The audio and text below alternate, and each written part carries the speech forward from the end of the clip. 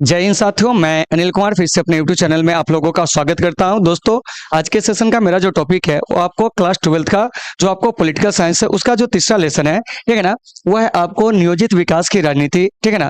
इसके संदर्भ में आज हम लोग क्या करेंगे कि चर्चा करेंगे। तो अगर इससे पहले कि आप एक और दो लेसन को नहीं देखें तो आप हमारे चैनल के प्ले में जाकर आप क्या करेंगे कि चैप्टर 1 और चैप्टर 2 का जो क्लास है उसे आप देख लेंगे ताकि आपको सारे चीज जो क्रमबद्ध समझ में आ जाए। तो देखिए, तो ये जो आपको चैप्टर है बोर्ड एग्जाम के दृष्टि से काफी ज्यादा क्या है कि आपको महत्वपूर्ण है। तो चलिए साथियों, आज के इस सेशन को क्या करते हैं, शुरू करते हैं। और जहां भी दिक्कत हो आप लोग कमेंट करके जरूर बताइएगा। और एक चीज साथियों कि अगर आपको सेशन अच्छी लगती हो तो आप लोग अपने दोस्तों में भी से अधिक शेयर कीजिएगा। तो चलिए स्टार्ट करते हैं आज के क्लास को।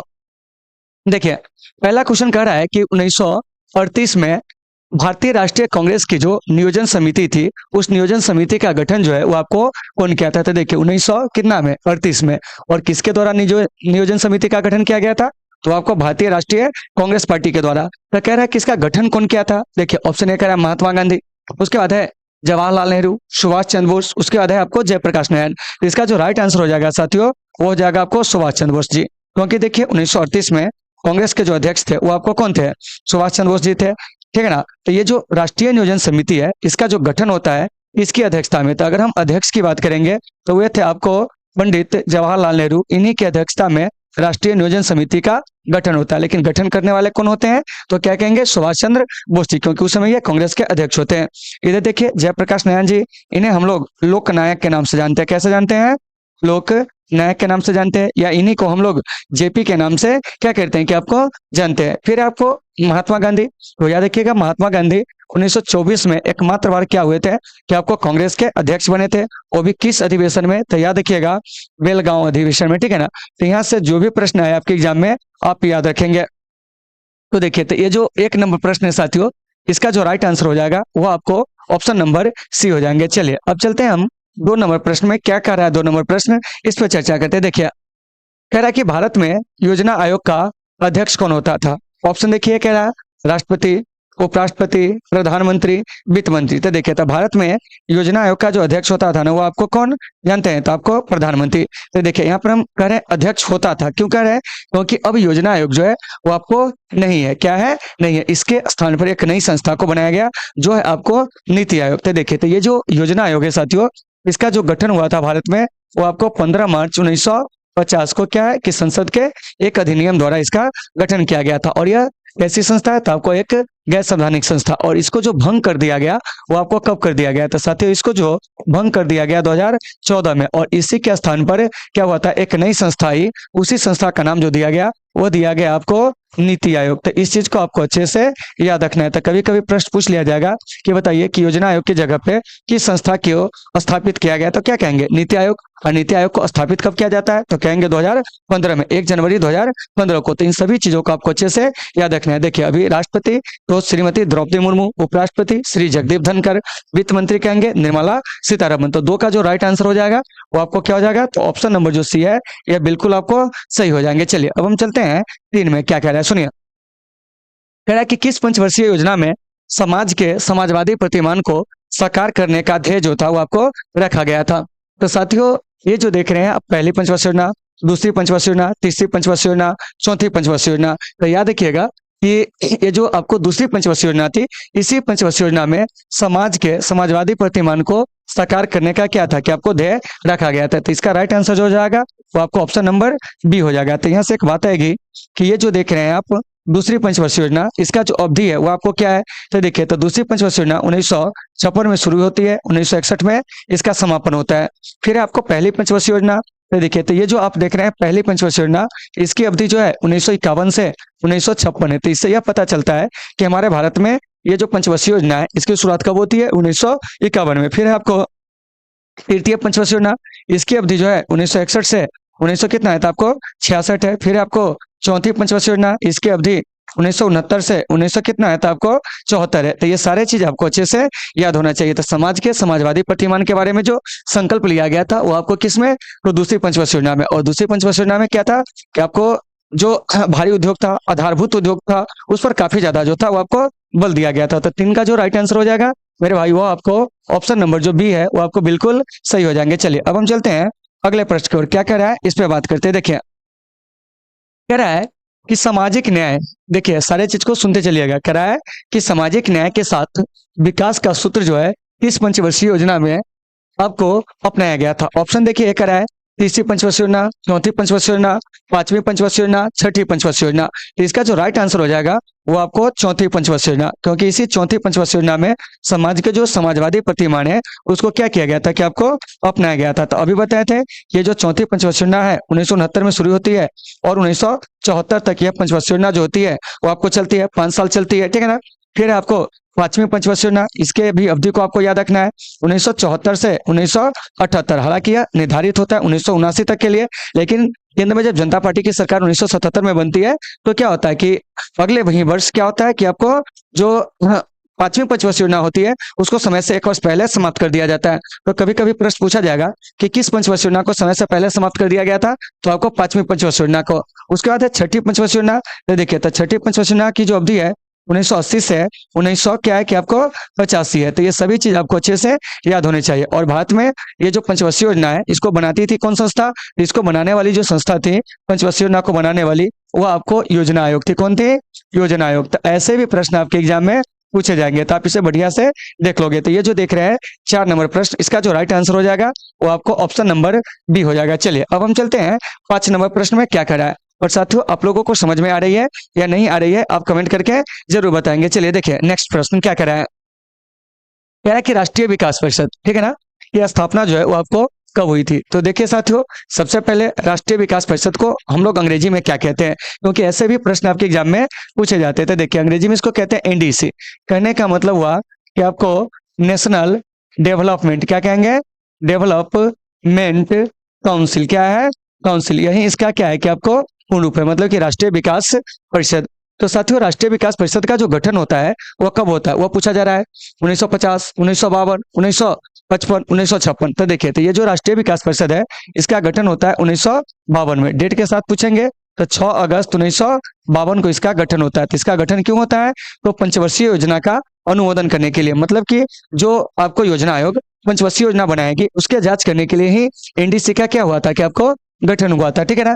तो ये जो एनडीसी है इसके अध्यक्ष जो होते हैं वो आपको कौन होते हैं, तो एनडीसी के अध्यक्ष जो होते हैं वे आपको पदेन प्रधानमंत्री होते हैं और इसका जो हेडक्वार्टर है वो कहाँ है, तो आपको नई दिल्ली है। तो इन सभी चीजों को अच्छे से आपको याद रखना है। तो 5 का राइट आंसर क्या हो जाएगा, तो आपको ऑप्शन नंबर बी हो जाएगा। चलिए अब चलते हैं हम लोग 6ठे नंबर प्रश्न में क्या कर रहा है, और रियली बताइएगा कि आप लोगों को समझ में आ रही है या नहीं आ रही है, ठीक है ना, आप जरूर कमेंट करके बताएंगे। चलिए देखिए तो ये जो आप पढ़े हुए हैं, ठीक है ना, आप इसका आंसर जो है इजी वे में दे सकते हो। तो चलिए तो आप लोग इसका आंसर जो है जल्दी से फटाफट जो है दीजिए बढ़िया से, ठीक ना।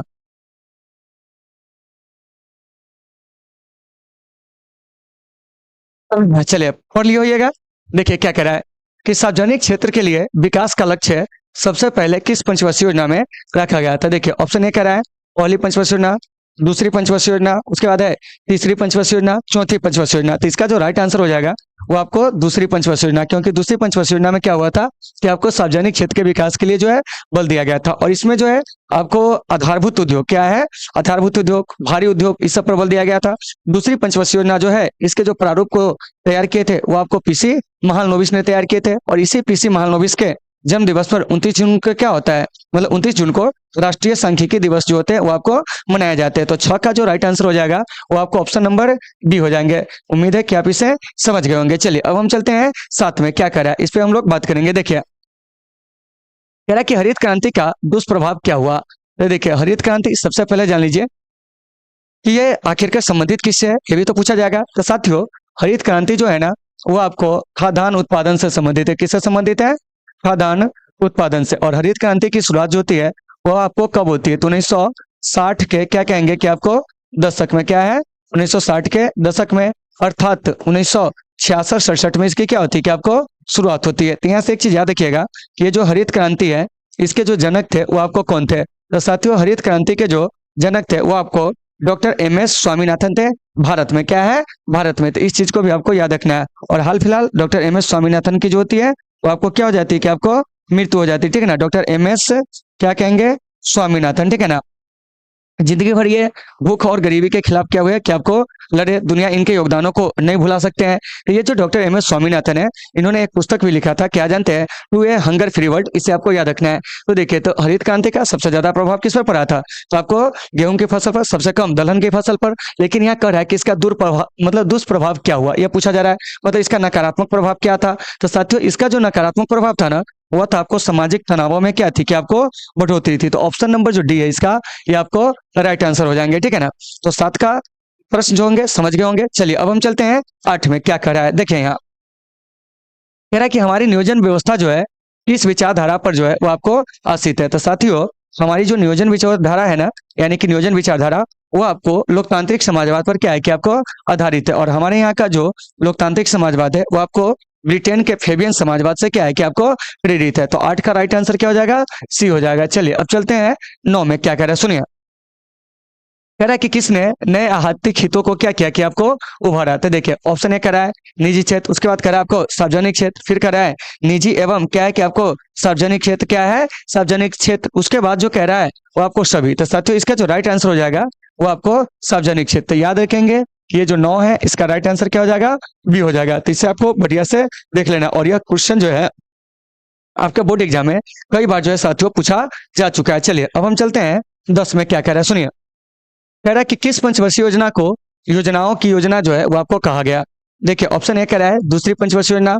देखिए इसके जो पीरियड है उसको भी आपको याद रखना है। जैसे देखिए दूसरी पंचवर्षीय योजना 1956 से 1961, इसको भी आपको याद रखना है।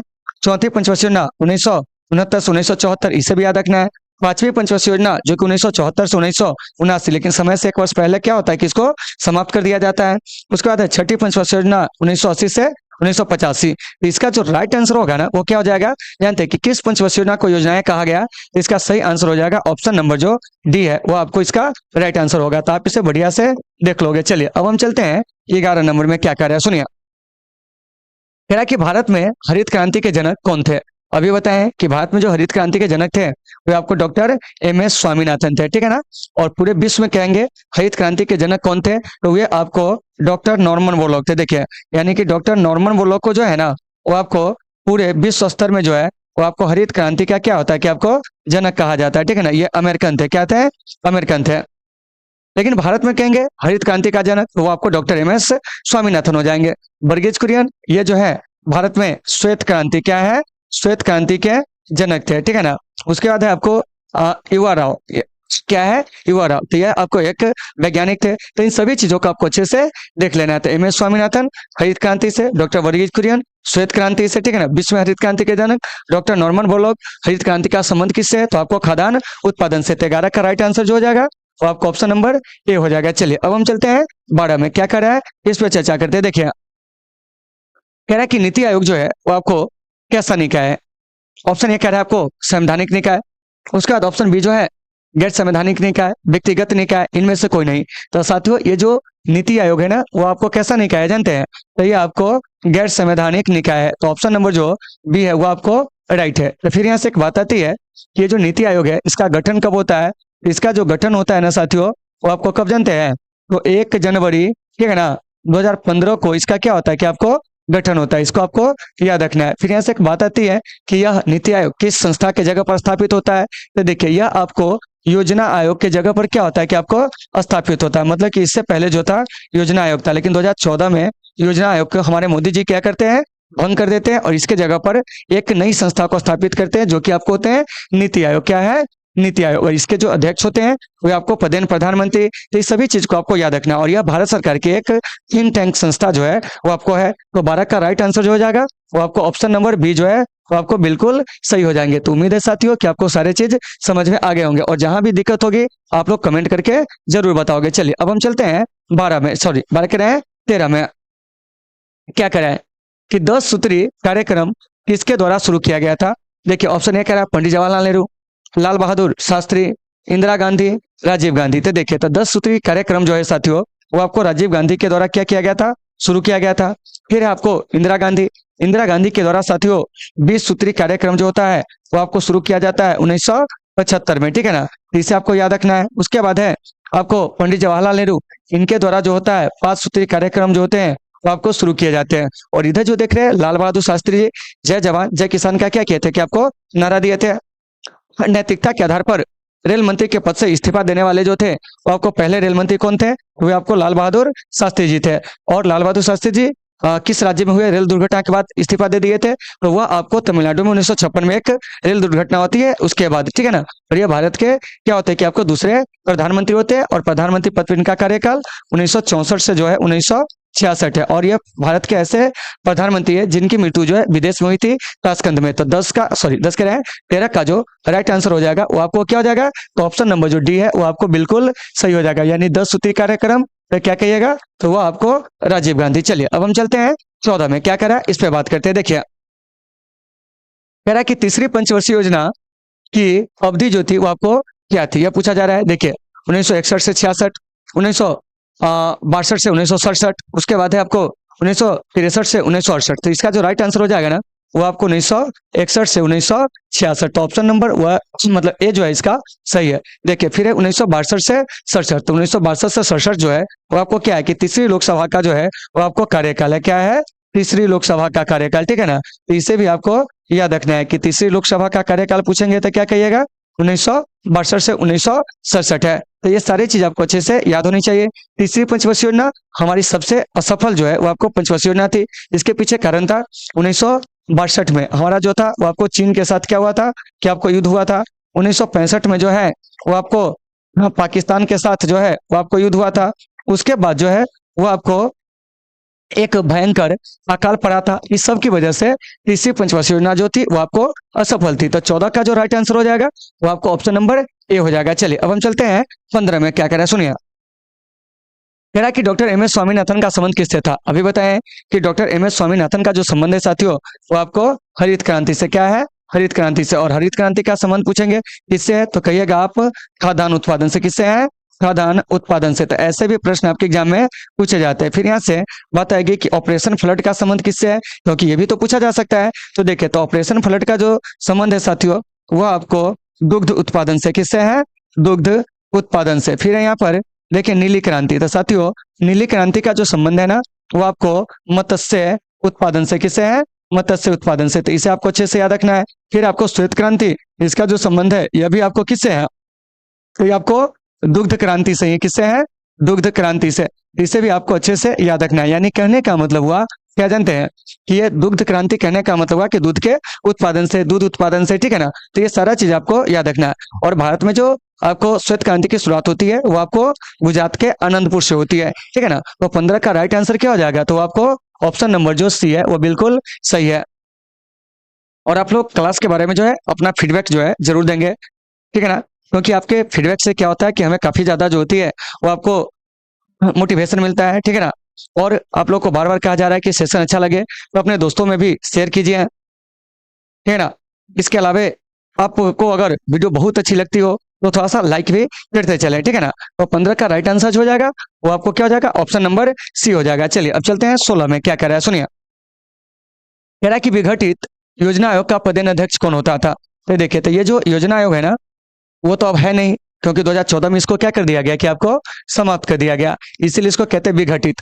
तो विघटित योजना आयोग के जो अध्यक्ष होते थे ना वो आपको प्रधानमंत्री होते थे। तो ऑप्शन नंबर जो ए है वह इसका क्या हो जाएगा कि आपको राइट आंसर हो जाएंगे, ठीक है ना। चलिए तो अब चलते हैं हम लोग आगे। योजना का काम क्या था, तो देश के लिए आपको पंचवर्षीय योजना को क्या करना है कि आपको तैयार करना है। चलिए 17 नंबर में चलते हैं, क्या कह रहा है सुनिए। कह रहा है कि गरीबी हटाओ का नारा किसने दिया था। देखिए ऑप्शन ए कह रहा है जवाहरलाल नेहरू, इंदिरा गांधी, सरदार पटेल, जेपी नारायण। इसका जो राइट आंसर हो जाएगा वो जाएगा आपको इंदिरा गांधी। इंदिरा गांधी ने क्या हुआ था कि 1971 के जो आपको आम चुनाव हुए थे उसमें इन्होंने क्या किया था कि आपको गरीबी हटाओ का जो नारा है वो दिए थे। जवाहरलाल नेहरू आराम हराम है का नारा दिए थे। सरदार पटेल कर मत दो जैसे नारा दिए थे। जयप्रकाश नारायण इन्होंने पटना के गांधी मैदान से इंदिरा गांधी के सत्ता के खिलाफ क्या किए थे कि आपको संपूर्ण क्रांति का नारा दिए थे। तो कभी कभी क्वेश्चन पूछ लिया जाएगा कि संपूर्ण क्रांति का नारा कौन दिया था, तो क्या कहिएगा कि संपूर्ण क्रांति का जो नारा है वो आपको जयप्रकाश नारायण जी के द्वारा दिया गया था। और ये जो संपूर्ण क्रांति है साथियों ये आपको किससे संबंधित है, ये भी बात आपको याद रखना है। ये जो संपूर्ण क्रांति है वह आपको जयप्रकाश नारायण जी से क्या है कि आपको संबंधित है। तो जैसा भी प्रश्न है आप इसे देख लीजिएगा। दूसरी बात, सरदार पटेल को हम लोग आयरन मैन, क्या है, आयरन मैन ऑफ, क्या कहते हैं जानते हैं, तो आपको इंडिया कहते हैं, क्या कहते हैं, इंडिया कहते हैं, ठीक है ना।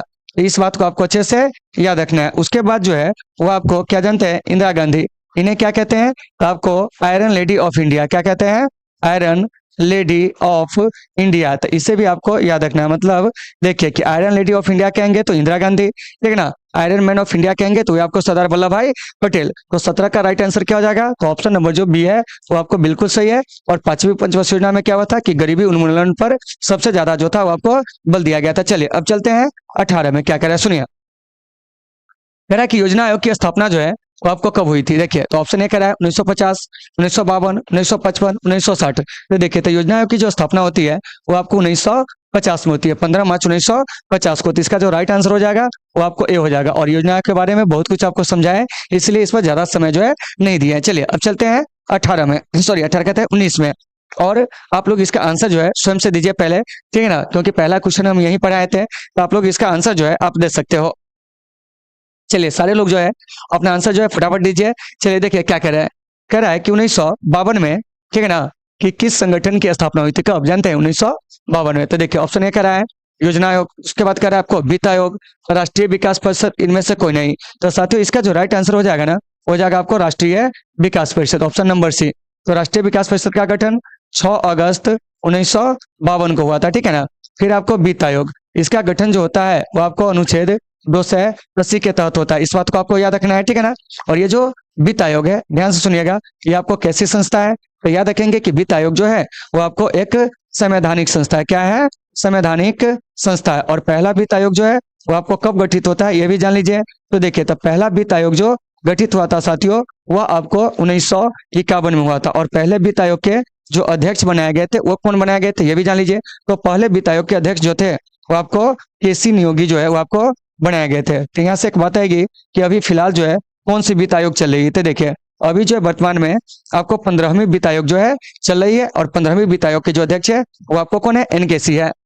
योजना आयोग, इसका जो गठन होता है ये आपको 1950 में। और योजना आयोग भी कैसी संस्था है, तो आपको एक गैर संवैधानिक संस्था है, क्योंकि संविधान में इसका उल्लेख नहीं है। तो 19 का जो राइट आंसर हो जाएगा वो आपको क्या हो जाएगा, तो ऑप्शन नंबर जो सी है वो आपको बिल्कुल सही हो जाएगा। तो ये सभी चीज आपको याद होनी चाहिए। चलिए 20 में क्या कह रहा है, बड़ा अच्छा क्वेश्चन है। कह रहा है कि किस पंचवर्षीय योजना में गरीबी हटाओ कार्यक्रम को विशेष स्थान दिया गया था। देखिए ऑप्शन ए कह रहा है छठी पंचवर्षीय योजना, पहली पंचवर्षीय योजना, तीसरी पंचवर्षीय योजना, उसके बाद है आपको पांचवी पंचवर्षीय योजना। तो इसका जो राइट आंसर हो जाएगा वो आपको पांचवी पंचवर्षीय योजना। इसी में आपको गरीबी हटाओ जो कार्यक्रम था उसको विशेष स्थान दिया गया है, ठीक है ना।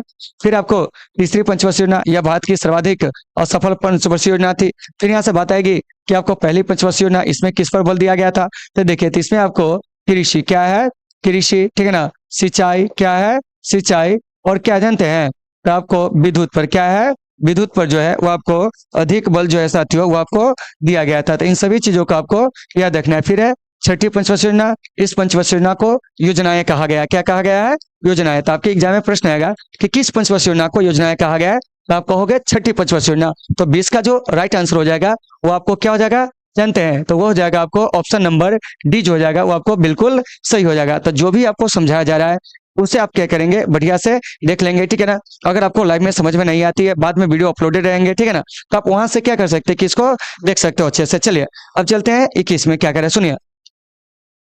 कह रहा है कि भारतीय योजना आयोग का मतलब भारतीय योजना आयोग कब समाप्त कर दिया गया, ये पूछा जा रहा है। तो साथियों भारतीय योजना आयोग को जो होता है ना वो आपको 2014 में, कितना में, 2014 में जो होता है वो आपको समाप्त करने की क्या होती है कि आपको घोषणा की जाती है। और 2015 में इससे क्या होता है कि आपको समाप्त जो होता है वो आपको कर दिया जाता है। लेकिन 2015 समाप्त नहीं कहेंगे, कारण क्या है कि 1 जनवरी 2015 को नीति आयोग का क्या हो जाता है, गठन हो जाता है। तो इसका जो राइट आंसर होगा ना वो आपको 2014 होगा। मतलब योजना को कब समाप्त कर दिया जाता है, 2014 में, ठीक है ना। और उसके जगह पर एक संस्था बनती है 2015 में, उसका नाम क्या होता है, तो आपको नीति आयोग। और नीति आयोग का गठन डेट के साथ पूछेंगे तो आपको 1 जनवरी 2015 को, इसीलिए इसका राइट आंसर 2014 होगा, ठीक है ना। तो 21 का सही आंसर आपको देख लीजिए ई नंबर, ठीक है ना।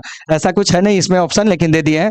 चलिए सुनिए, कह रहा है कि भारत में 11वीं पंचवर्षीय योजना जो है कब समाप्त हुई थी। तो साथियों भारत में जो 11वीं पंचवर्षीय योजना है वो आपको 2012 में समाप्त हुई थी। तो आप लोगों को क्या है कि कमेंट बॉक्स में क्या करना है कि आपको आंसर जो है कुछ चीजों का लिख कर आपको भेजना है। देखिए आपका टैक्स क्या रहेगा कमेंट बॉक्स के लिए कि जितनी भी पंचवर्षीय योजना है, ठीक है ना, और उसकी अवधि क्या है, आप कमेंट में जरूर लिखकर क्या करेंगे, भेजेंगे, ताकि हम देखें कि इसमें से कितने ऐसे बच्चे हैं जो आपको एक्टिव रहते हैं, ठीक है ना। तो देखिए, तो ये जो आप देख रहे हैं 22, इसका सही आंसर क्या हो जाएगा, तो आपको बी हो जाएगा। चलिए अब चलते हैं अगले प्रश्न की ओर, जो कि है आपको 23 नंबर प्रश्न क्या कह रहा है।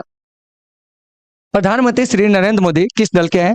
तो देखिए, तो ऑप्शन ए कह रहा है बीजेपी, उसके बाद कह रहा है आम आदमी पार्टी, लोक दल। तो देखिए, तो प्रधानमंत्री नरेंद्र मोदी जो है साथियों, वो आपको बीजेपी से, किससे है, बीजेपी से। तो ऑप्शन नंबर ए इसका सही हो जाएगा। तो यहाँ से बात आती है कि बीजेपी का गठन कब हुआ था। तो देखिए, बीजेपी का गठन जो होता है 1980 में होता है। क्या है, 1980 में, ठीक है ना। और इसके संस्थापक अध्यक्ष जो होते हैं अटल बिहारी वाजपेयी जी। इसके अगर हम बोलेंगे कि स्थापना कौन किए थे, अटल बिहारी वाजपेयी जी, मुरली मनोहर जोशी, लाल कृष्ण आडवाणी, ऐसे लोगों का इसमें महत्वपूर्ण योगदान था। उसके बाद है आम आदमी पार्टी। तो देखिए, आम आदमी पार्टी का जो गठन होता है वो आपको 2012 में होता है। तो साथियों, इन सभी चीजों को आपको अच्छे से याद रखना है। और अभी जो आम आदमी पार्टी की जो सरकार है वो आपको कहाँ है, तो पंजाब और दिल्ली में। और आम आदमी पार्टी जो है अभी देश की राष्ट्रीय पार्टी है। तो 23 का जो राइट आंसर हो जाएगा वो आपको ऑप्शन नंबर ए हो जाएगा। चलिए 24 में क्या कह रहा है, योजना आयोग को भंग कर कौन सा आयोग बना था। तो साथियों, योजना आयोग को भंग करके अभी बताएं कि आपको नीति आयोग बना था। और नीति आयोग कब बना था, तो याद रखिएगा 1 जनवरी, ठीक है ना, 2015 को जो है नीति आयोग का क्या होता है कि आपको गठन होता है। और नीति आयोग के अध्यक्ष कौन होते हैं, तो कहेंगे नीति आयोग के अध्यक्ष आपको पदेन प्रधानमंत्री होते हैं। और यह भारत सरकार की एक ऐसी संस्था है, तो देखिए, तो नीति आयोग जो है भारत सरकार की एक आपको थिंक टैंक संस्था है। तो कभी कभी ये भी प्रश्न पूछ लिए जाते हैं कि बताइए कि नीति आयोग भारत सरकार की कैसी संस्था है, तब क्या कहोगे, थिंक टैंक संस्था है। तो 24 का राइट आंसर क्या हो जाएगा, तो वह आपको ऑप्शन नंबर जो ए है वो आपको बिल्कुल सही हो जाएंगे। चलिए 25 में कह रहा है कि भारतीय अर्थव्यवस्था जो है वो आपको कैसी है, ये पूछा जा रहा है। देखिए, ऑप्शन ए कह रहा है पूंजीवादी यानी कैपिटलिस्ट, उसके बाद है आपको साम्यवादी सोशलिस्ट, उसके बाद है आपको मिश्रित। तो भारतीय जो अर्थव्यवस्था है ना साथियों, वो आपको मिश्रित है, क्योंकि हमारे यहाँ क्या है कि जो उत्पत्ति के साधन है उस पर निजी व्यक्ति का भी स्वामित्व है और साथ साथ आपको सरकार का भी स्वामित्व है। तो ऐसी अर्थव्यवस्था जिसके उत्पादन के साधन पर निजी और सरकार दोनों का क्या हो, कि आपको वर्चस्व हो, तो उसको हम लोग क्या कहते हैं, मिश्रित अर्थव्यवस्था कहते हैं। पूंजीवादी अर्थव्यवस्था में क्या होता है, उत्पादन के साधन पर निजी व्यक्ति का अधिकार होता है। साम्यवादी अर्थव्यवस्था में क्या होता है कि उत्पादन के साधन पर सरकार का क्या होता है कि आपको अधिपत्य होता है। इस दोनों का जो मिला जुला रूप होता है उसी को क्या कहते हैं हम लोग, मिश्रित अर्थव्यवस्था कहते हैं। तो 25 का जो राइट आंसर हो जाएगा वो आपको सी हो जाएगा। चलिए 26 में क्या कह रहा है सुनिए, कह रहा है कि 20 सूत्री कार्यक्रम किस प्रधानमंत्री ने से संबंधित है। तो देखिए, इसका हम थोड़ा सा हिंट दे देते हैं कि 20 सूत्री कार्यक्रम 1975 में जो है वो आपको बनाया गया था। तो आप जरा सा कमेंट करके बताइए कि 1975 में जो प्रधानमंत्री थे वो आपको कौन थे। तो देखिए, तो 1975 में प्रधानमंत्री जो थे वो आपको इंदिरा गांधी, क्या है, इंदिरा गांधी। इसलिए इसका राइट आंसर क्या हो जाएगा, तो ऑप्शन नंबर बी हो जाएगा, राजीव गांधी। हमारे देश के सबसे यंगेस्ट पीएम यानी कि सबसे युवा पीएम राजीव गांधी जो है, इन्हीं के समय में दल बदल अधिनियम जो है वो आपको बना था, ठीक है ना। बीपीसी याद रखिएगा, इन्होंने मंडल आयोग की सिफारिशों को 13 अगस्त 1990 को क्या किए थे कि आपको लागू किए थे। आई के गुजराल ये भी भारत के क्या बने थे कि आपको प्रधानमंत्री बने थे, ठीक है ना। तो इस सभी चीज को आपको अच्छे से याद रखना है। तो 20 का राइट आंसर क्या हो जाएगा, ऑप्शन नंबर बी। चलिए अब चलते हैं अगले प्रश्न की ओर, क्या कह रहा है 27 में, कह कि भारत में वित्तीय वर्ष जो होता है वो आपको क्या होता है। तो साथियों, भारत में जो वित्तीय वर्ष होता है ना वो आपको क्या होता है कि 1 अप्रैल से 31 मार्च होता है। कैसे होता है, तो जैसे देखिए कि कोई वित्तीय वर्ष 1 अप्रैल 2023 को शुरू हुआ तो वह 31 मार्च 2024 को क्या होगा कि आपको समाप्त होगा। तो भारत सरकार का जो फाइनेंशियल ईयर है ना वो आपको क्या जानते हैं, 1 अप्रैल से 31 मार्च। तो ऑप्शन नंबर सी जो है ये इसका राइट हो जाएगा। चलिए आगे क्या कह रहा है, कह रहा है कि राष्ट्रीय विकास परिषद का गठन जो है वो आपको कब हुआ था। तो देखिए, ऑप्शन ए कह रहा है 1950, 1951, 1952, 1953। तो साथियों, राष्ट्रीय विकास परिषद का जो गठन होता है 1952 में। ये सभी चीज आपको बताया है। 1953 में ये दिया हुआ है, तो थोड़ा सा याद रखिएगा कि आपको राज्य पुनर्गठन आयोग जो है वो आपको कब बना था, तो 1953 में बना था। देखिए, अगर इस चीज को आपको पढ़ना है तो आप पहले चैप्टर का जो क्लास है वो आपको प्लेलिस्ट में जाकर जरूर कर लीजिएगा, ताकि आपको ये सारी चीज समझ में आए। 1951 में क्या हुआ था, तो आपको प्रथम वित्त आयोग का क्या होता है कि आपको गठन होता है। तो ये भी बात आपको याद रखना है कि प्रथम वित्त आयोग का गठन जो होता है कब होता है, तो कहेंगे आपको 1951 में। और 1950 में क्या होता है, तो कहेंगे आपको योजना आयोग का गठन होता है। किसका गठन होता है, योजना आयोग का गठन होता है। तो साथियों, इन सभी चीजों को आपको क्या करना है कि आपको अच्छे से याद रखना है कि योजना आयोग इसका गठन कब होता है, 1950 में। प्रथम वित्त आयोग का गठन कब होता है, 1951 में। चलिए, राज्य पुनर्गठन आयोग कब बना था? तो ये आपको 1953 में। लेकिन इस प्रश्न का राइट आंसर क्या हो जाएगा? तो वो हो जाएगा आपको ऑप्शन नंबर जो सी है, वो आपको बिल्कुल सही आंसर हो जाएगा। और आपको समझ में आ रही है या नहीं आ रही है, आप कमेंट करके जरूर बताएंगे, ठीक है ना। चलिए अब चलते हैं 29 में क्या कर रहा है, सुनिए।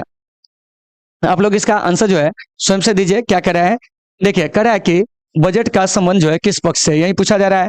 तो देखिए, तो बजट का जो संबंध होता है ना साथियों, वो आपको आय और व्यय से होता है। किस होता है? आय और व्यय से। मतलब साल भर के क्या है कि आपको आमदनी और खर्च का जो लेखा जोखा होता है, वही आपको बजट कहलाता है, ठीक है ना। तो बजट शब्द का उल्लेख संविधान में कहीं नहीं है। देखिए, व्यवहार में हम बजट शब्द का प्रयोग करते हैं, लेकिन रियली कहिएगा ना साथियों, तो ये जो आपको बजट है, क्या है? बजट है। इसके लिए जो है वार्षिक वित्तीय विवरण शब्द का जो है संविधान में प्रयोग किया गया है। तो वार्षिक क्या कहेंगे? वित्तीय विवरण। तो इसका जो उल्लेख है वो आपको कहाँ है? तो कहेंगे आपको आर्टिकल 100 कितना में जानते हैं? तो आपको 12 में। इसे आपको याद रखना है। तो कुछ चीज ऐसे होते हैं जिसको आपको याद रखना है। जैसे एक धन विधेयक के बारे में पूछ लिया जाएगा, तो धन विधेयक का जो उल्लेख है साथियों, वो आपको अनुच्छेद 110 में है। फिर यहाँ से वित्त विधेयक पूछ देंगे, ठीक है ना। देखिए, सब याद रखिएगा, अनुच्छेद वाला जितने भी है सारे याद रखना है। वित्त विधेयक, तो ये जो वित्त विधेयक देख रहे हैं, इसका जो उल्लेख है वो आपको अनुच्छेद 117 में है। तो ये सभी चीज आपको अच्छे से याद होनी चाहिए, क्योंकि ये सारे चीज आपके एग्जाम में पूछे जाते हैं। तो 29 का राइट आंसर जो हो जाएगा वो आपको सी हो जाएगा। चलिए अब हम चलते हैं 30 में। क्या कह रहे हैं, सुनिए। कह रहा है कि भारत में वित्त आयोग का कार्यकाल जो होता है वो क्या होता है? तो साथियों, ये जो देख रहे हैं भारत में वित्त आयोग, ठीक है ना, यानी फाइनेंस कमीशन, ठीक है ना। तो ये जो वित्त आयोग है, इसका कार्यकाल जो होता है 5 वर्ष का होता है। और एक चीज याद रखिएगा कि वित्त आयोग में जो सदस्य होते हैं वो आपको 5 होते हैं, जिसमें आपको 4 सदस्य होते हैं, ठीक है ना, अन्य सदस्य, और एक अध्यक्ष होते हैं। और वित्त आयोग के सदस्य और अन्य वित्त आयोग के अध्यक्ष और अन्य सदस्यों की जो नियुक्ति करते हैं वो आपको राष्ट्रपति करते हैं। तो ऑप्शन जो ए है इसका बिल्कुल सही आंसर हो जाएंगे, ठीक है ना। तो जो कुछ आपको बताया जा रहा है आप उसे ध्यान से सुनिएगा। किसी भी प्रकार का कोई क्वेश्चन जो है आपके एग्जाम में पूछे जा सकते हैं। तो 30 का राइट आंसर क्या हो जाएगा? तो ऑप्शन नंबर ए हो जाएगा। चलिए अगला प्रश्न क्या कह रहा है, सुनिए। कह रहा है निम्नलिखित में से कौन संवैधानिक संस्था नहीं है, मतलब संविधान में जिसका उल्लेख नहीं है, ऐसा पूछा जा रहा है। तो देखिए, कह रहा है नीति आयोग, ठीक है ना। तो देखिए, नीति आयोग का संविधान में जो है ना उल्लेख नहीं है। तो ऑप्शन नंबर ए जो हो जाएगा इसका राइट आंसर हो जाएगा। तो बाकी जो इधर देख रहे हैं वित्त आयोग, तो वित्त आयोग का गठन राष्ट्रपति किस अनुच्छेद के तहत करते हैं? तो आपको आर्टिकल 280 के तहत। संघ लोक सेवा आयोग का गठन जो है वो आपको आर्टिकल 300 क्या है कि आपको 15 के तहत जो है वो आपको किया गया है। चुनाव आयोग का गठन जो है आर्टिकल 324 के तहत जो है किया गया। देखिए, आर्टिकल मतलब यहाँ पर समझिएगा अनुच्छेद, क्या है? अनुच्छेद। तो देखिए, तो संविधान में इस तीनों संस्था का उल्लेख है, और जिसका उल्लेख संविधान में नहीं होता है ना उसको कहते हैं गैर संवैधानिक। क्या कहते हैं? गैर संवैधानिक संस्था कहते हैं। तो ये सभी चीज आपको याद होनी चाहिए। तो 31 का राइट आंसर क्या हो जाएगा? ऑप्शन नंबर ए हो जाएगा। चलिए 32 में क्या कह रहे हैं कि दूसरी पंचवर्षीय योजना का प्रारूप जो है किसने तैयार किया था? तो साथियों, दूसरी पंचवर्षीय योजना का जो प्रारूप होता है ना, प्रशांत चंद्र महालनोबिस जो होते हैं वो आपको तैयार करते हैं। इस बात को आपको याद रखना है। और प्रशांत चंद्र महालनोबिस जो होते हैं, जिनको हम लोग पीसी के नाम से भी जानते हैं, ये पंडित नेहरू के क्या होते हैं कि आपको आर्थिक सलाहकार होते हैं, ठीक है ना। और इन्हीं के जन्म दिवस पर 29 जून को क्या होता है कि हमारे भारत में जो होता है राष्ट्रीय सांख्यिकी दिवस मनाए जाते हैं। कलकत्ता में जो है आपको भारतीय सांख्यिकी संस्थान की जो स्थापना किए थे वो आपको पीसी महालनोबिस नहीं किए थे। तो 32 का राइट आंसर वो आपको ऑप्शन नंबर सी हो जाएगा। चलिए 33 में क्या कह रहा है, सुनिए। कह रहा है कि भारत में प्रथम पंचवर्षीय योजना की शुरुआत कब हुई थी? तो साथियों, भारत में पहली पंचवर्षीय योजना की जो शुरुआत होती है 1951 में, और इसकी जो अवधि होती है 1951 से 1956। तो पहली पंचवर्षीय योजना की अवधि 1951 से 1956, दूसरी पंचवर्षीय योजना की अवधि 1956 से 1961, तीसरी पंचवर्षीय योजना की अवधि वो आपको 1961 से 1966। तो देखिए, तो आपसे पूछा जा रहा है कि पंचवर्षीय योजना की शुरुआत भारत में कब हुई थी? तो 1951। तो ऑप्शन नंबर जो ए है इसका वो आपको बिल्कुल क्या हो जाएगा कि आपको सही आंसर हो जाएगा। चलिए अब चलते हैं 34 में। क्या कह रहा है, सुनिए। कह रहा है कि द्वितीय पंचवर्षीय योजना का कार्यकाल क्या था? देखिए, तो ऑप्शन ए कह रहा है 1956 से 1961, 1951 से 1956, 1961 से 1966, 1971 से 1974। तो देखिए, तो भारत में द्वितीय पंचवर्षीय योजना का जो कार्यकाल है ना वो आपको 1956 से 1900 कितना है? तो आपको 61 है। और इस पंचवर्षीय योजना में क्या था कि आपको भारी उद्योग, क्या है कि आपको भारी उद्योग, ठीक है ना। इसके अलावे जो है आपको क्या जानते हैं कि आपको जो आधारभूत उद्योग है, क्या है? आधारभूत उद्योग, इस सब पर क्या किया गया कि आपको बल दिया गया। जैसे देखिए राउरकेला, ठीक है ना, दुर्गापुर, क्या है? दुर्गापुर, भिलाई जैसे इस्पात संयंत्र जो है ना इसी पंचवर्षीय योजना में क्या हुआ था कि आपको स्थापित हुआ था। तो ये जो देख रहे हैं 34, इसका राइट आंसर क्या हो जाएगा? तो आपको क्या हो जाएगा? ए हो जाएगा। देखिए, और पहली पंचवर्षीय योजना की अवधि या आपको 1951 से 1956, तृतीय क्या कहेंगे तो 1961 से 1966, ठीक है ना। तो ये सारा चीज आपको अच्छे से याद होनी चाहिए। अब चलिए, अब हम चलते हैं 35 में, और आपको समझ में आ रही है या नहीं आ रही है साथियों, आप लोग कमेंट करके जरूर बताओगे। चलिए देखिए क्या कह रहा है कि भारत में द्वितीय पंचवर्षीय योजना किस वर्ष आरंभ हुई थी, अभी बताएं। तो भारत में द्वितीय पंचवर्षीय योजना जो है आपको 1956 में क्या होती है कि आपको शुरू होती है। पहली पंचवर्षीय योजना 1951 में, उसके बाद तृतीय पंचवर्षीय योजना वो आपको 1961 में क्या होती है कि आपको शुरू होती है, 66 तक चलती है।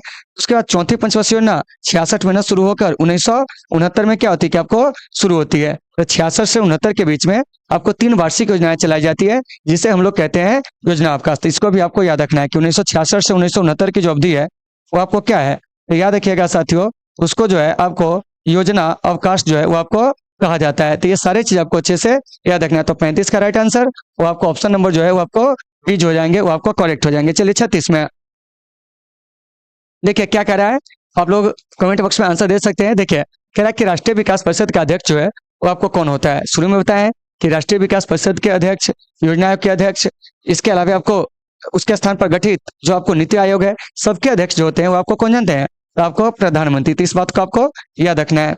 तो फिर यहाँ से एक बात है कि अभी प्रधानमंत्री कौन है, तो श्री नरेंद्र दामोदर दास मोदी। उसके बाद है मुख्य न्यायाधीश, तो यह आपको आदरणीय डीवाई चंद्रचूड़ साहब, ठीक है ना, 50वें मुख्य न्यायाधीश। उपराष्ट्रपति जगदीप धनखड़ जी है। राष्ट्रपति महामहिम श्रीमती द्रौपदी मुर्मू। तो इस सब बात को आपको अच्छे से याद रखना है। तो 36 का राइट आंसर वो आपको सी हो जाएगा। चलिए 37 में क्या कह रहा है, स्वतंत्रता प्राप्ति के ठीक बाद भारत के नियोजित विकास हेतु निम्न में से किस आयोग की नियुक्ति की गई थी। देखिए स्वतंत्रता प्राप्ति के बाद करा है कि नियोजित विकास के लिए, तो ऑप्शन ए करा है निर्वाचन आयोग, योजना आयोग, शाह आयोग, नीति आयोग। तो इसका जो सही आंसर हो जाएगा ना वो आपको योजना आयोग। तो देखिए योजना आयोग का गठन कब होता है, 1950 में। निर्वाचन आयोग का भी गठन होता है 1950 में। तो देखिए तो निर्वाचन आयोग का गठन होता है निर्वाचन प्रणाली को देखने के लिए, निर्वाचन कैसे किया जाए इसके लिए, ठीक है ना। शाह आयोग 1900 आपको 75 में जो आपातकाल लागू हुई थी उसके जांच के लिए एक आयोग जो बना था 1977 में, उसका नाम पड़ा आपको शाह आयोग। और नीति आयोग जो है योजना आयोग को जगह लिया, ठीक है ना। तो आप जानते हैं तो आपको 2015 में योजना आयोग जब भंग कर दिया जाता है 2014 में, तब नीति आयोग इसका स्थान लेता है 2015 में। और यह भारत सरकार की एक थिंक टैंक संस्था होती है और यह भी भारत के आर्थिक विकास के लिए क्या करता है कि आपको कार्य करता है। तो 37 का राइट आंसर जो हो जाएगा वो आपको ऑप्शन नंबर क्या हो जाएगा, तो वह आपको बी हो जाएगा। तो इसको आपको बढ़िया से देख लेना है। चलिए अब हम चलते हैं 38 में। देखिए क्या कह रहा है कि किसके शासनकाल में मनरेगा कार्यक्रम की शुरुआत हुई थी। तो देखो तो पहले मनरेगा नहीं था, पहले इसका नाम क्या था जान लीजिए, नरेगा। क्या नाम था, नरेगा, यानी national rural employment guarantee act, ठीक है ना। ये जो नरेगा है इसकी जो शुरुआत होती है 2 फरवरी 2000 कितना को, तो आपको 6 को, ठीक है ना। तो ये जो नरेगा है इसकी जो शुरुआत होती है आंध्र प्रदेश से, और इस नरेगा के तहत जो होता है आपको ग्रामीण जो आपको बेकार लोग हैं उसको वर्ष में कम से कम जो है 100 दिन रोजगार देने की गारंटी जो है आपको दी जाती है, ठीक है ना। लेकिन गांधी जी के आपको मतलब जयंती के दिन क्या होता है कि 2 अक्टूबर, ठीक है ना, 2009 को इसका नाम बदलकर उसको क्या कर दिया जाता है, तो आपको मनरेगा कर दिया जाता है। क्या कर दिया जाता है, मनरेगा, ठीक है ना। क्या कर दिया जाता है, तो आपको मनरेगा जो है वो आपको कर दिया जाता है, ठीक है ना। तो इसे आपको याद रखना है। तो देखिए तो ये जो मनरेगा है ना, इस मनरेगा कार्यक्रम की शुरुआत जो हुई थी तो 2009 में प्रधानमंत्री कौन थे, तो आपको डॉक्टर मनमोहन सिंह। क्या है, डॉक्टर मनमोहन सिंह। तो ऑप्शन नंबर सी जो हो जाएगा यह इसका राइट आंसर हो जाएगा 38 का। चलिए अब हम चलते हैं 39 में। क्या है समझिए, कह रहा कि निम्न में से कौन नीति आयोग का जो उपाध्यक्ष है उसकी नियुक्ति करते हैं, मतलब नीति आयोग के जो उपाध्यक्ष है उसकी नियुक्ति। तो देखिए ऑप्शन ए में कह रहा है भारत की राष्ट्रपति, ठीक है ना, तो ये नहीं होंगे। भारत के उपराष्ट्रपति उनको भी यह राइट नहीं है। भारत के प्रधानमंत्री, तो यह आपको बिल्कुल सही है। तो ऑप्शन नंबर सी इसका राइट आंसर हो जाएगा। उसके बाद कह रहा है भारत के लोकसभा का स्पीकर, तो ये भी नहीं होगा। तभी लोकसभा का स्पीकर कौन है, ओम बिरला है, यानी कि लोकसभा के अध्यक्ष कौन है, ओम बिरला है। तो 39 का राइट आंसर क्या हो जाएगा, वो आपको ऑप्शन नंबर डी हो जाएगा। चलिए अब हम चलते हैं 40 में। क्या कह रहा है इस पर चर्चा करते हैं। देखिए कह रहा है कि नीति आयोग, ठीक है ना, यहाँ पर क्या है नीति आयोग, और जो है छूट गया हुआ है आप इसे देख लीजिएगा, ठीक है ना। नीति आयोग का गठन किस वर्ष किया गया था, अभी बताएं कि नीति आयोग का जो गठन होता है साथियों वो आपको 2015 में होता है, 1 जनवरी 2015 को। तो ऑप्शन नंबर 20 का क्या हो जाएगा, आपको राइट आंसर हो जाएगा। चलिए अब हम चलते हैं अगले प्रश्न की ओर। क्या कह रहा है 41 नंबर, इस पर चर्चा करते हैं। देखिए बड़ा अच्छा क्वेश्चन है। देखिए कोई बहुत बड़ी चीज ये है नहीं, ठीक है ना, सिर्फ हमको समझना है। देखिए कह रहा है कि नीति आयोग संघ सरकार के थिंक टैंक के रूप में काम करता है। अभी बताए थे कि नीति आयोग कैसी संस्था है, तो आपको थिंक टैंक है, तो इसका मतलब यह कथन क्या है, आपको सही है। उसके बाद कह रहा है कि नीति आयोग आतंकवाद के विरुद्ध कार्य करता है, तो ये आपको क्या है, गलत है। क्या है, गलत है, क्योंकि नीति आयोग जो है देश के आपको क्या कि आर्थिक विकास के लिए जो है आपको गठित एक संस्था है, गैर संवैधानिक संस्था। अब कह रहा है नीति आयोग सहयोगी संघवाद की भावना पर कार्य करता है, तो ये भी आपको बिल्कुल सही है, क्योंकि ये भी राज्य से क्या करता है, आपको सहयोग लेता है, मनमर्जी तरीके से काम नहीं करता है। उसके बाद है नीति आयोग बड़े राज्यों के लिए बड़ी भूमिका तथा छोटे राज्यों के लिए छोटी भूमिका निर्धारित करता है, तो ये भी कथन सही है। तो इसमें कथन कौन कौन सही है, तो देखिए 1 नंबर कथन सही है, उसके बाद आपको क्या है 3 नंबर कथन सही है, उसके बाद जो है 4 नंबर कथन जो है सही है। तो किस ऑप्शन में यह दिया हुआ है, 1, 3 व 4, तो ऑप्शन नंबर सी में, इसलिए इसका राइट आंसर क्या हो जाएगा, तो आपको सी हो जाएगा। तो देखिए तब ऐसे प्रश्न नहीं पूछे जाते हैं, लेकिन इस प्रश्न को आप तभी बना सकते हैं साथियों, जानते हैं, जब आपके अंदर क्या होगा कि आपको डीपली नॉलेज होगा, तभी आप इसे क्या कर सकते हैं, बना सकते हैं, अन्यथा आप इसको नहीं बना सकते, ठीक है ना। चलिए अब चलते हैं आगे क्या कर रहा है, सुनिए। कह रहा है कि द्वितीय पंचवर्षीय योजना का मुख्य फोकस क्या था, तो देखिए तो द्वितीय पंचवर्षीय योजना में बताए थे कि सबसे ज्यादा जो बल दिया गया था वो आपको औद्योगिकरण यानी कि भारी उद्योग पर जो है वो आपको सबसे ज्यादा बल दिया गया था। पहली पंचवर्षीय योजना में जो था वो आपको कृषि पर, क्या है, कृषि पर, इसके अलावा आपको सिंचाई पर, ठीक है ना, और आपको विद्युत पर, क्या है, विद्युत पर जो है वो आपको बल दिया गया था, ठीक है ना। और पहली पंचवर्षीय योजना के दौरान ही क्या है कि आपको कई सारे नदी घाटी परियोजना जो है आपको क्या हुए थे कि आपको विकसित हुए थे।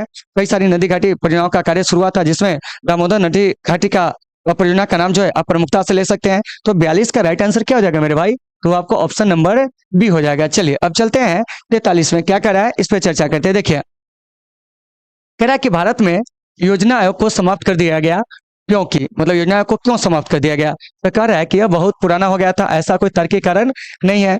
दूसरा कह रहा है कि यह विकास की, ठीक है ना, चुनौतियों का सामना करने में मतलब प्रभावहीन था, क्या था, प्रभावहीन था, ठीक है ना, और प्रासंगिक होता जा रहा था। तो यह कथन जो है वो आपको बिल्कुल सही है, क्योंकि इसमें ऐसा कहा जा रहा था कि राज्यों को जो चाहिए वो प्रतिनिधित्व नहीं मिल रहा है, ठीक है ना। इसलिए मोदी जी जो है इस संस्था को समाप्त करने का क्या होता है कि आपको निर्णय लेते हैं। लेकिन असल बात यह होती है कि यह संस्था कांग्रेस के द्वारा स्थापित होती है, इसलिए सोचते हैं कि भाई कांग्रेस वाली जो संस्था है वो देश में क्यों रहेगी। तो 43 का जो राइट आंसर है वो आपको बी हो जाएंगे। चलिए 44 में क्या करा है समझते हैं। देखिए करा है कि भारत में नियोजित अर्थव्यवस्था का विचार कहाँ से लिया गया है, तो देखिए ऑप्शन ए कह रहा है बॉम्बे प्लान।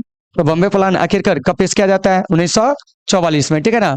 सर आरदेशिर दलाल जो होते हैं, याद रखिएगा इनका नाम क्या होता है, सर आरदेशिर दलाल, ठीक है ना। ये सब क्यों बता दे रहे हैं, क्योंकि ये क्वेश्चन आपके एग्जाम में पूछे जा सकते हैं। सर आरदेशिर दलाल यही आपको बॉम्बे प्लान के सूत्रधार थे।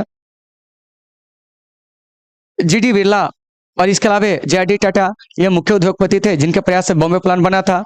गांधी दर्शन आप लोग जानते होगा, महात्मा गांधी के दर्शन से संबंधित है। सोवियत संघ, तो देखिए तो हमारा जो आर्थिक नियोजन है ना वो आपको सोवियत संघ से प्रेरित है, और हमारे यहाँ जो आर्थिक नियोजन है वो आपको क्या जानते हैं कि संघ सूची का विषय, किसका विषय है, सॉरी संघ सूची कहते हैं कि आर्थिक नियोजन जो है हमारे भारत में वो आपको समवर्ती सूची का क्या है कि आपको विषय है। तो हमारे भारत में आर्थिक नियोजन को ही क्या कहा जाता है कि आपको पंचवर्षीय योजना कहा जाता है। तो ये सब बात याद रखना है। और भारत में आर्थिक नियोजन की जो शुरुआत होती है कब होती है, तो 1951 में होती है। तो जो भी प्रश्न आपके एग्जाम में आए, जैसा भी आए, आप इसे देख लेंगे। तो 44 का राइट आंसर क्या हो जाएगा, तो यह आपको ऑप्शन नंबर जो है आपको क्या जानते हैं, सी, वो आपको बिल्कुल सही हो जाएगा। और सबसे पहले पंचवर्षीय योजना जो होती है आपको सोवियत संघ में ही 1927 में स्टालिन के द्वारा शुरू किया जाता है। चलिए अब चलते हैं 45 में क्या कह रहा है, सुनिए। कह रहा है कि भारत के प्रथम नियंत्रक व महालेखा परीक्षक कौन थे, यानी कि कैग जो है भारत के, यह कैग कौन थे। तो देखिए तो सबसे पहले इस कैग का उल्लेख जो है आर्टिकल आपको 148 से आपको 151 तक में, यानी कहने का मतलब हुआ कि अनुच्छेद 148 से 151 में कैग के बारे में चर्चा किया गया है।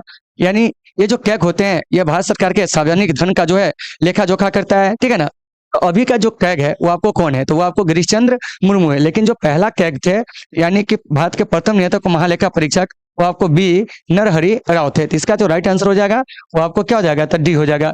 तो साथियों आज हम लोग क्या किए कि नियोजित विकास की राजनीति जो कि आपके 12th के जो पॉलिटिकल साइंस है, ठीक है ना, उसका यह क्या है कि आपको तीसरा लेसन था, उसका हम लोग एनालिसिस कर लिया है, ठीक है ना। कल से हम लोग क्या करेंगे, किससे आगे के लेसन का एनालिसिस करेंगे। तो साथियों आप लोगों को क्लास कैसी लगी अपना फीडबैक जरूर देंगे। और साथियों अगर आपको क्लास अच्छी लगती हो तो आप लोग अपने दोस्तों में भी से अधिक शेयर करेंगे। तो चलिए साथियों आज के इस क्लास को यहीं पे हम लोग विराम देते हैं। मिलेंगे आपसे कल एक बेहतर बेहतर क्लास के साथ। जब तक के लिए सभी प्यारे साथियों से सुविधा, take care, all of you.